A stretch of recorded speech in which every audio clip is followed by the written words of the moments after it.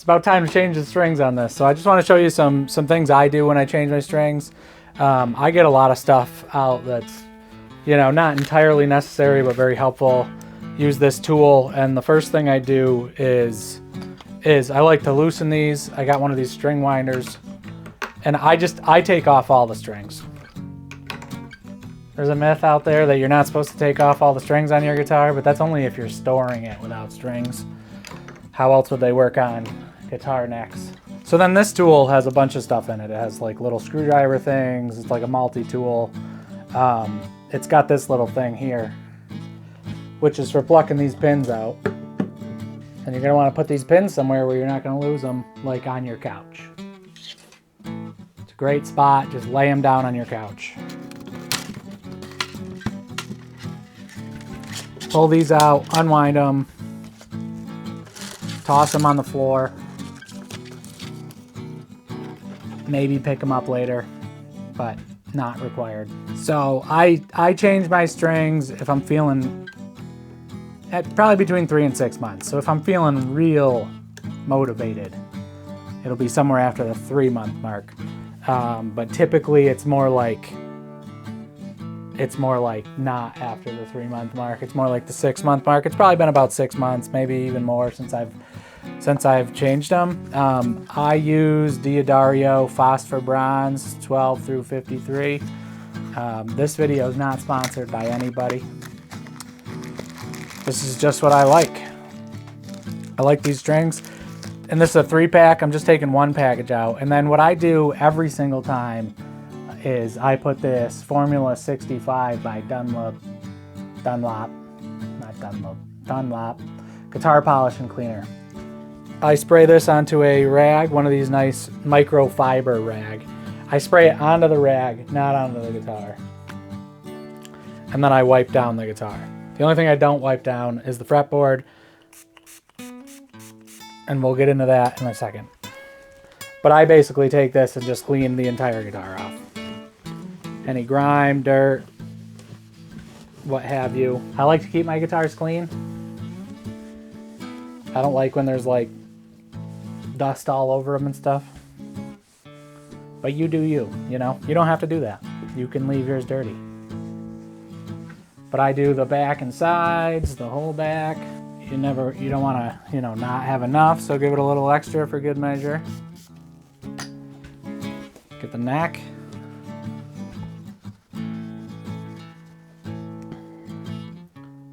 Always hit the tuners too, which is almost a pointless endeavor because you get fingerprints back on the tuners almost immediately. And the reason I like to do this with the strings off is because obviously you can get in between where these strings are and you can get this headstock,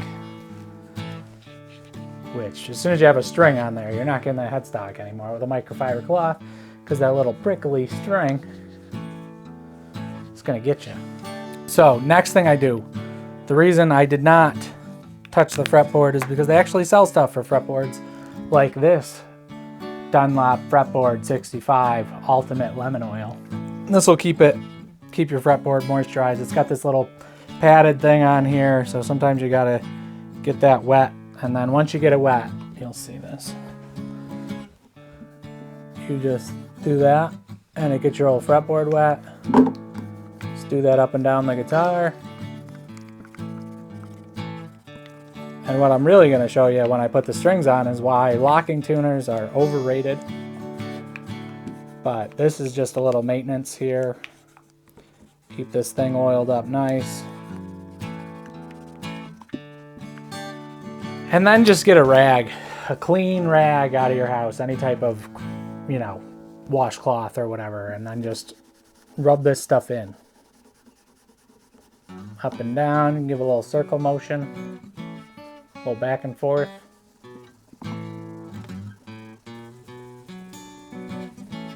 And I do this same thing on my electric guitar too.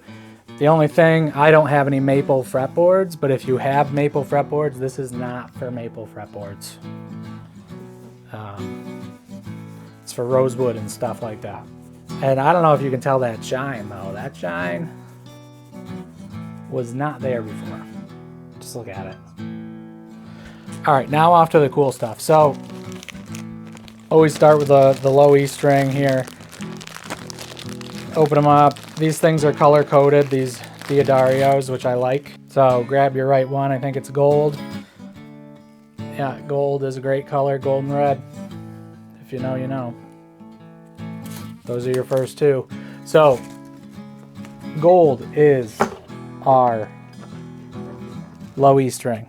Take the old bridge pin there, stick it in. Pull this up though, just so it's like right below it, and push this in. As you pull that up, so you get it nice and snug in there. And then this is where all the fun happens. So what we're gonna do is you gotta get your tuners lined up. You gotta get your tuning pegs lined up so that they are facing out, like that. And on the other side, they're facing that way. So you're gonna put the string through and pull it mostly tight. And what we're gonna do on the low E string, we're just gonna go 2 pegs past, and then with our handy dandy tool that we moved over here, we're gonna just clip that about two frets, 2 pegs past. Throw that piece on the ground with the other pieces. And then here's where the magic happens. This is why you don't need locking tuners, and they're not important. So what I always have done ever since I learned to do it this way is you want to twist it so it's going counterclockwise away from you when you're on the left side of the guitar. And our first turn, this string is going to go over that little part of the string. So we're going like this. It's going over it. See? And then keep going, and you always got to go this direction. It's got to go around the inside and out. So when you're on the other side, it goes around the inside and out the other way. And then this is where this peg winder helps, because you just spin it really quick, and only the first loop is above that string poking through, and then all your other loops are going to be below. All of them are below. And we're going to tighten this down. Make sure it gets in there, and then I don't tune it till after, but I give, see that just pulled the peg out? Push that peg back down in. Sounds like a bass. Once you get comfortable with this, you'll start, you know, knowing that your tension is good. You don't want to over tighten it. That's not necessarily in tune, but the tension is pretty close. So that's where you want to be.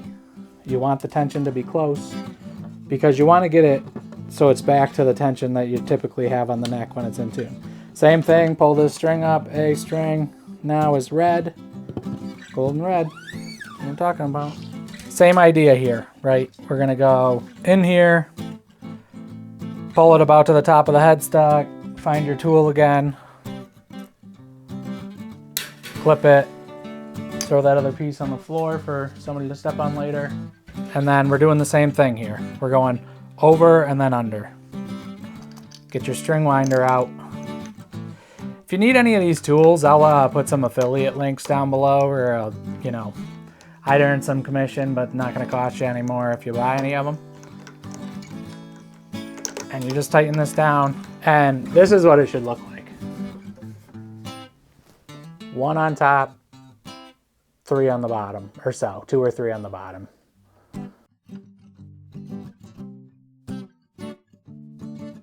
Get it in there. As these strings get thinner, the less distance you need to cut them at.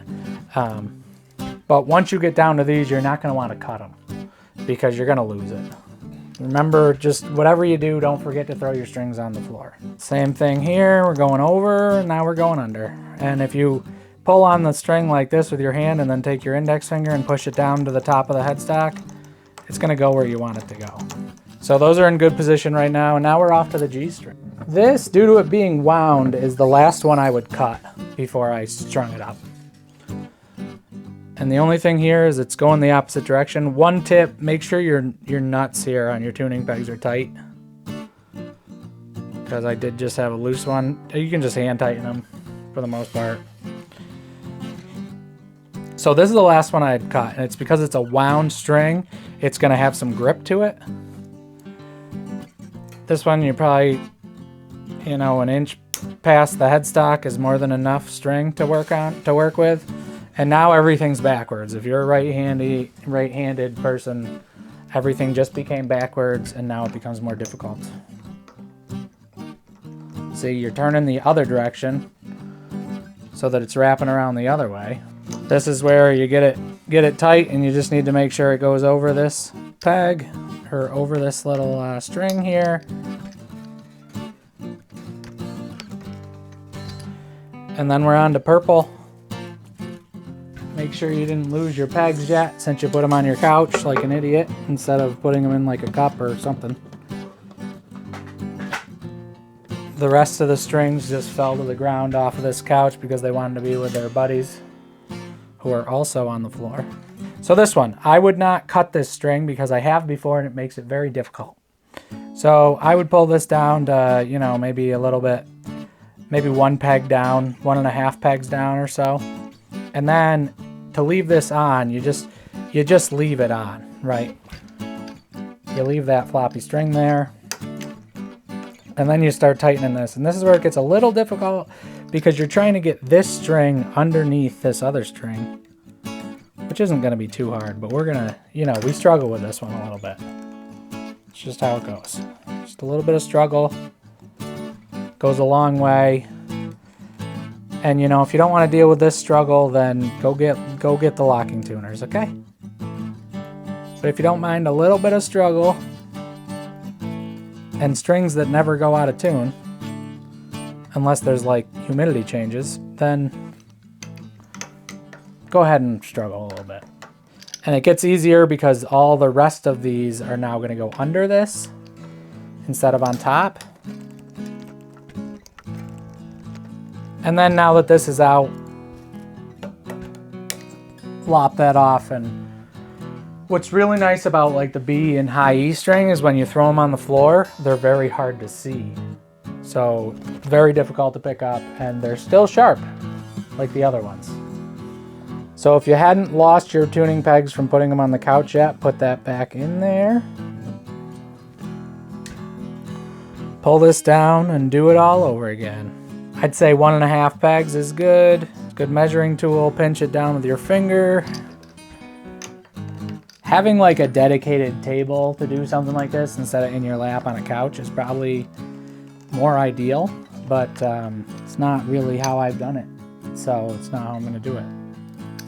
Find your tool wherever you put it and lop that off and naturally throw that very difficult to see string right on the floor. And then I've never been good at tuning by ear right after I change my strings because I have no idea how far off I am. I have a built-in tuner. That was like right on. But the problem is you're gonna really need to stretch these out. So really give them like a push and a pull. And you should be doing this every time you're tuning your guitar anyways, is pulling the strings as you tune them. And as you tighten other strings down, it's gonna put the other ones out of tune. And this is where, on these higher strings, you get your face out of the way. And then once you change your strings, they're gonna sound terrible for like a week until they stretch out, and then you'll be good to go. Some people probably love the sound of brand new strings. I'm not one of them.